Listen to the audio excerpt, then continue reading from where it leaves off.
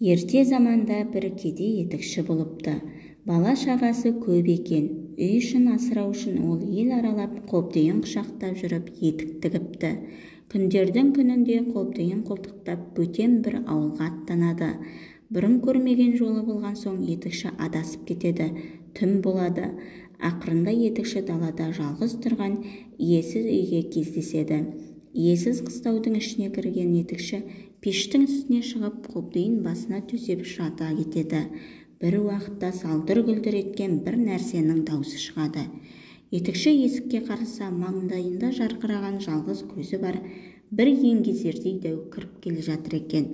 «Пеш үстінде жатқан қандай адам?» деп сұрайды дәу. Етікші «Бұл етікші» деп жауап береді. Дәу «Бізге керек шебереке, етікшімісің?» дейді. Сонан соң дәу бұйырып «Кәне бері кел шебер, мына үйге кір. Егер ертеңге дейін бір керемет етік тіксең, жаның аман қалады.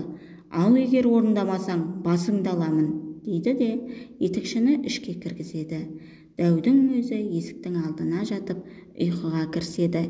Етікші ішінен «Енді өмірім құрыды, өліп кетсем бала-шағамды кім асырар екен?» деп үрейленеді. Амалы таусылған етікші таң атқанша отырып ғажайып етік тігеді.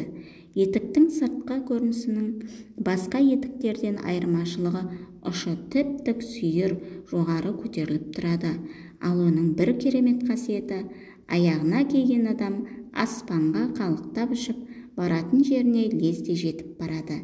Бірақ ол дәудің өзін оңай үйіне жібере қоймасын біліп, бәрібір дәу қолынан өлемін, одан гөрі бұл дәуді өзім өлтірейін деп өткір пышағын алады. Дәу ұйқыға кетті деген кезде етікші етігін киіп сыртқа шығады. Қалықтап ұшқан күйі қолындағы пышағымен дәудің жалғыз көзін түйреп алады. Дәу бақырып «Ер болсаң екі соқ» дейді. Етікші бірде жетер деп дәудің үстінен ұшып кетеді. Ал дәу жарақаттан табанда өлген екен дейді. Етікші сырттан тұрып, әрі ойлап, бері ойлап, иесіз үйдің төбесіне шығып түнейді.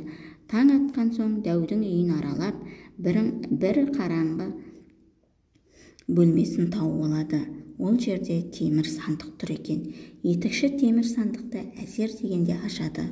Оның іші толған алтын күміс екен. Бұдан кейін етікші алтын мен күмісті керегінше алып, ғажайып етігін киіп үйіне ұшып келеді. Дәуден қалған байлығының жартысын еліндегі жетім-жесірлерге таратып береді. Осылай етікші тұратын ауылдың тұрмыстары жақсарып, мұраттарына жетеді. Ал қартайған кезінде етікшіні балалары асырапты.